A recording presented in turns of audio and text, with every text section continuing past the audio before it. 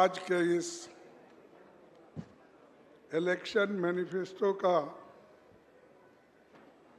जो हमने डिक्लेयर करने जा रहे हैं, ये बहुत ही बड़ा इम्पोर्टेंट इस चुनाव के दृष्टि से और इलेक्शन मैनिफेस्टो हर पार्टी अपना डिक्लेरेशन देती है, उसी तहत हम हमारे पार्टी के ओर से जो हमारे manifesto chairman, members, Congress president, CLP leader, अभी सभी नेताओं ने मिलके तैयार किया हुआ एक डॉक्यूमेंट तेलंगाना जनता के लिए है।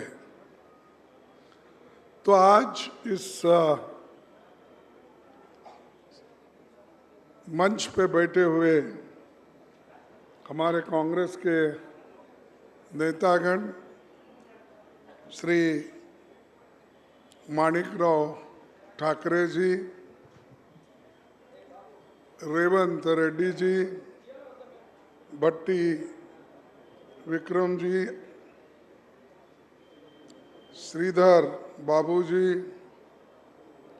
दीपा दास मुंशी जी और ऑल जितने भी डिस्टिंग्विश्ड मेंबर्स कांग्रेस के यहाँ बैठे हुए हैं और आज इस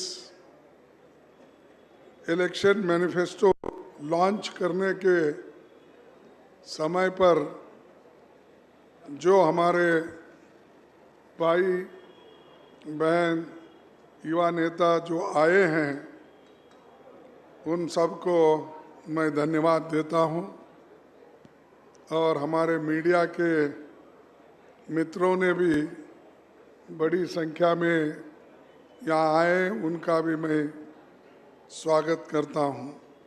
उसी के साथ चंद बातें मैं कहता हूँ और ये जो लॉन्च कर रहे हैं हम इलेक्शन मैनिफेस्टो, उसके चंद पॉइंट्स आपके सामने रखूँगा। जो हमारी सरकार आएगी तो हम ज़रूर उन सभी डिक्लेरेशन के पॉइंट्स को इम्प्लीमेंट करेंगे। अब तेलंगाना का जनता का मूड तो ऐसा है कि कांग्रेस पार्टी को किसी ना किसी तरह हुकूमत में लाना ये वोटरों का इरादा हो गया है। हम तो कहते हैं हमको वोट दो, लेकिन लोग ये कह रहे हैं अरे हम आपको वोट देने के लिए तैयार है और इस बार हम चाहते हैं कि कांग्रेस पार्टी अधिकार में आए।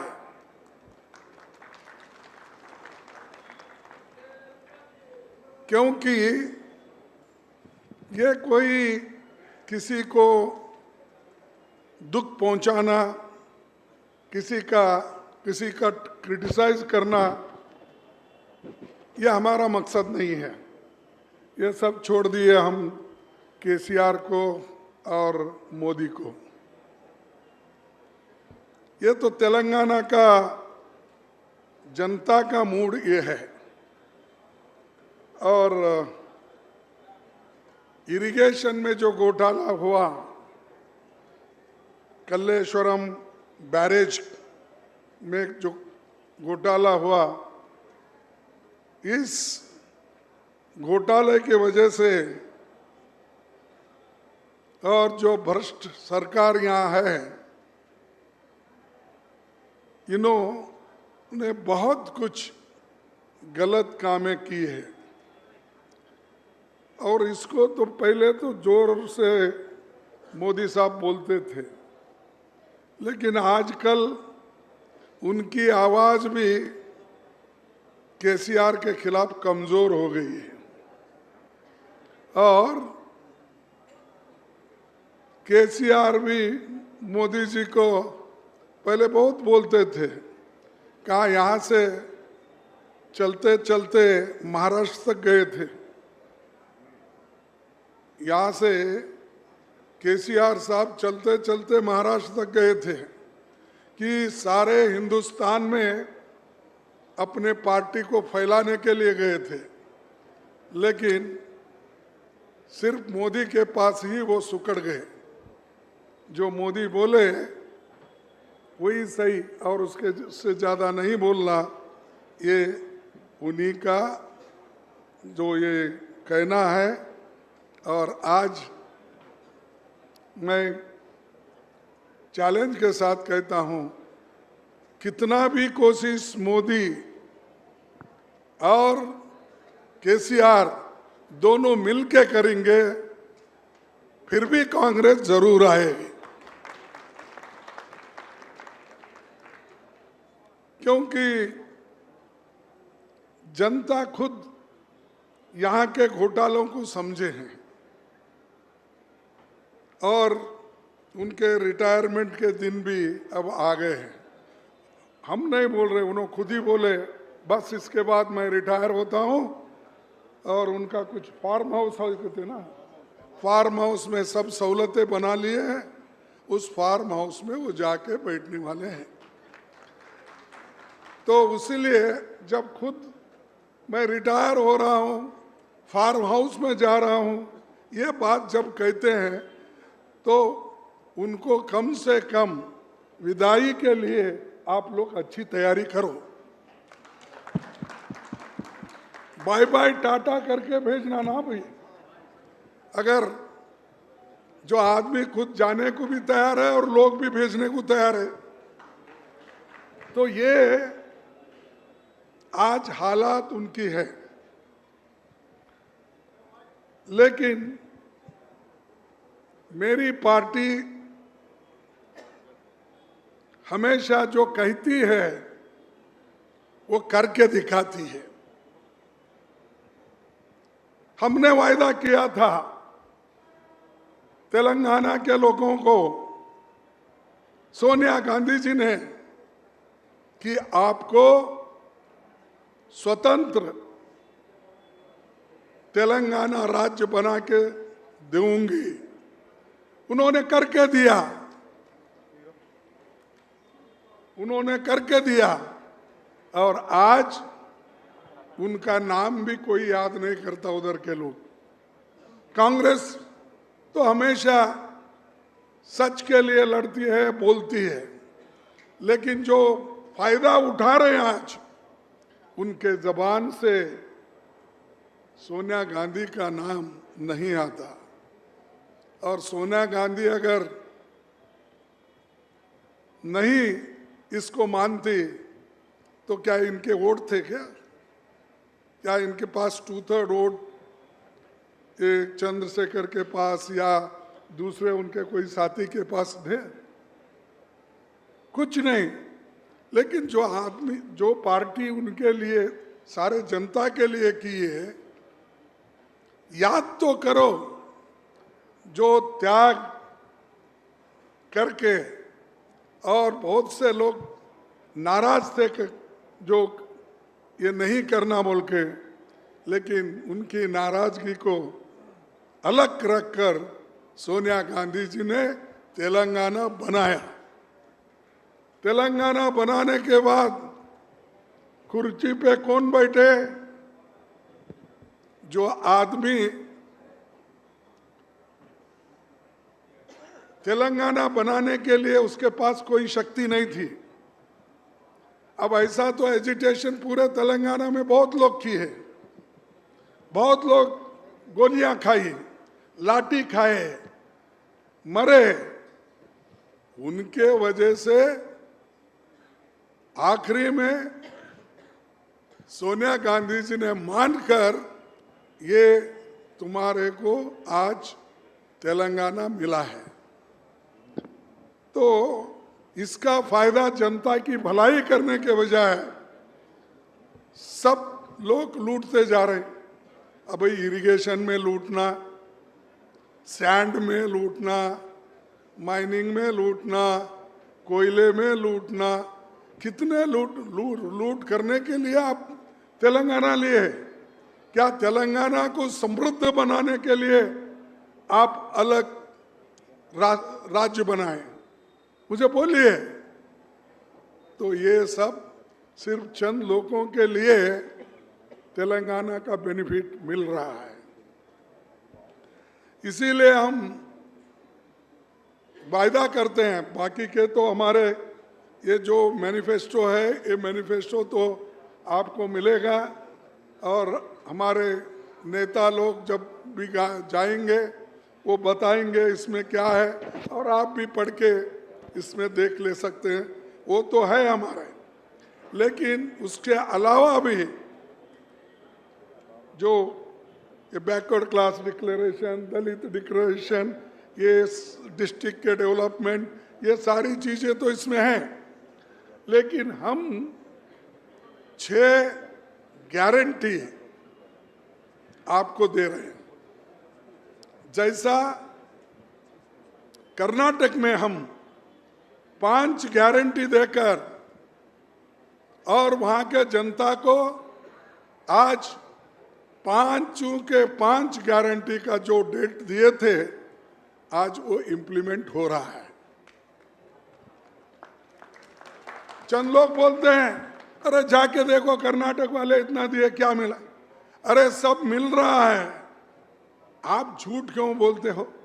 उसको अब युवाओं के लिए हमको स्टाइपेंड देना है, ये दिसंबर में है। बाकी का तो बस फ्री। आप देख रहे होंगे हमारे माताएं बहनें बस में चढ़ने के लिए लड़ते रहते हैं, और ये जो भगवान के नाम पे वोट मांगते हैं ना, उन्होंने कुछ नहीं किया, लेकिन आज महिलाओं ने हर भगवान का दर्शन ले रहे हैं हमारे पास। कांग्रेस के इस वायदे से महिलाएं एक मंदिर नहीं छोड़े, हर मंदिर को, चाहे वो किसी धर्म का हो, चाहे वो किसी इसका, हर जगह महिलाएं हमारे पास लाखों के तादाद में जा रहे हैं। ये तो हमने किया, अन्य भाग्य किया। उसके बाद करंट फ्री जो हमने कहा था वो किया, और तीसरा महिलाओं के लिए जो 2000 रुपये महीना वो करे। जो यानी जो 5 बोले तो 5 गारंटी दी हम। गैस का भी 500 रुपीज। ऐसा ही तेलंगाना में कांग्रेस के राज्य में 6 गारंटी हम जो दे रहे हैं वो बराबर हम इम्प्लीमेंट करेंगे। और मैं यहाँ बैठे हुए नेताओं को ये कहूंगा कि ये जो 6 गारंटी है, ये 6 गारंटी आप लोग पहला कैबिनेट जब कॉन्स्टिट्यूट करते हैं और मीटिंग होती है, वो मीटिंग में ये सब निर्णय लेना चाहिए। अगर ये निर्णय नहीं लेंगे फिर हम बोलना पड़ता भाई तुम्हारे हाथ से नहीं होता, फिर दूसरे को मंगाओ बोलेंगे। ये गारंटी जो दिए है उसका अनुष्ठान होना जरूरी है। और मैं आके यहाँ जब डिक्लेयर कर रहा हूँ, शायद हमारे पार्टी के पूरे नेता लोग एक होकर ये जरूर करेंगे, ऐसे मेरा विश्वास भी है और हम करके दिखाएंगे। हम और हमारा पहला लक्ष्य है मां लक्ष्मी योजना। महिलाओं को हर महीने 2500 रुपये 500 रुपए में गैस सिलेंडर, महिलाओं को फ्री बस, यहां पर भी ये है पहला। रैतु भरोसा, किसानों को हर साल 15,000 रुपए, खेतिहर मजदूरों को 12,000 रुपए, धान पर 500 रुपए प्रति कुंटल बोनस, ये भी हम करेंगे रैत के लिए। गृह ज्योति योजना, 200 यूनिट बिजली फ्री। इंदिरा अम्मा इंदोलू घर बनाने के लिए 5 लाख रुपए की सहायता। तेलंगाना आंदोलन के सेनानियों को 250 रुपए, 250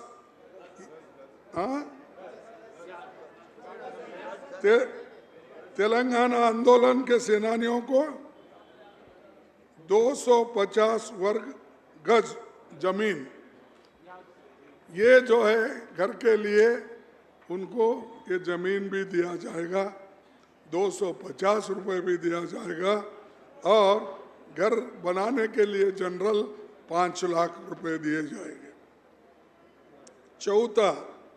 चौथा वरिष्ठ नागरिकों को 4,000 रुपए पेंशन। राजीव आरोग्यश्री में 10 लाख तक का स्वास्थ्य बीमा। युवा विकासम, छात्रों को पढ़ाई के लिए 5 लाख की मदद। हर मंडल में बनेंगे तेलंगाना इंटरनेशनल इंग्लिश स्कूल्स, और स्कूल्स बनेंगे। ये 6 गारंटी हमारे जो है ये आपको दे रहे हैं हम, और इसको पहले ही कैबिनेट में चुन के आने के बाद हम इम्प्लीमेंट करेंगे, और एक एक करके 100 दिन में ये पूरा करेंगे। और तीसरा एम्प्लॉयमेंट, कांग्रेस पार्टी एक जॉब चार्ट बनाई है, कैलेंडर। क्या है कि जो भी हम 2 लाख नौकरियां देने की बात की है, इस 2 लाख नौकरियां, उसका नोटिफिकेशन होगा। ग्रुप 1 अपॉइंटमेंट्स, उसका जो नोटिफिकेशन होगा 1/1/2024, यानी 1 तारीख फरवरी को ये नोटिफिकेशन होगा। ग्रुप 2 अपॉइंटमेंट्स, फेज 1 1/4/2024 और फेज 2 15/12/2024, यानी ये दूसरा हमारा नोटिफिकेशन। तीसरा नोटिफिकेशन ग्रुप 3 अपॉइंटमेंट्स 1/6/2024 और phase 2 1/12/2024। Group 4 appointments junior assistant, all government departments, hostel welfare officers, data entry assistants, ये सारी चीज़ें हैं। इसको फेज 1 1/6/2024, फेज 2 1/12/2024, एक ग्रुप 4 अपॉइंटमेंट का डेट और नोटिफिकेशन हम दे रहे हैं। 5 असिस्टेंट एग्जीक्यूटिव इंजीनियर्स एटसेट्रा, ये 1/5/2024, और 6 agriculture officers, horticulture officers, veterinary officers, वो भी 1/5/2024। ये हम करेंगे, ये डेट के साथ हम वायदा कर रहे हैं, और हमारी गवर्नमेंट ये देरी नहीं करेंगी, जब हमने डेट के साथ इस नोटिफिकेशन का आपके सामने रख रहे हैं और इस हमारे तेलंगाना के जनता के सामने हम रख रहे हैं, तो इसको हम कटिबद्ध है, इसमें कोई आगे पीछे नहीं है।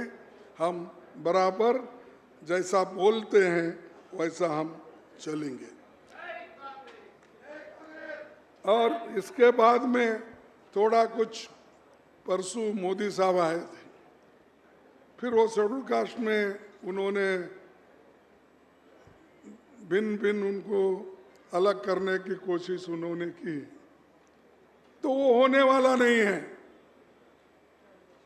यहाँ जिसको जो मिलना है, चाहे वो मादिगा कम्युनिटी हो, माला हो और शेड्यूल कास्ट के हो, बैकवर्ड के हो, जिसको जिसको मिलना है वो जरूर कांग्रेस पार्टी देगी। इसमें हम पीछे हटने वाले नहीं हैं, या किसी को कुचल के दबा के दूसरे को लाना, ये नहीं हमारा इरादा। अरे हम तो वो लोग हैं, इस देश का संविधान बनाकर सबको बराबर का हिस्सा हमने दिया है, हमने दिया।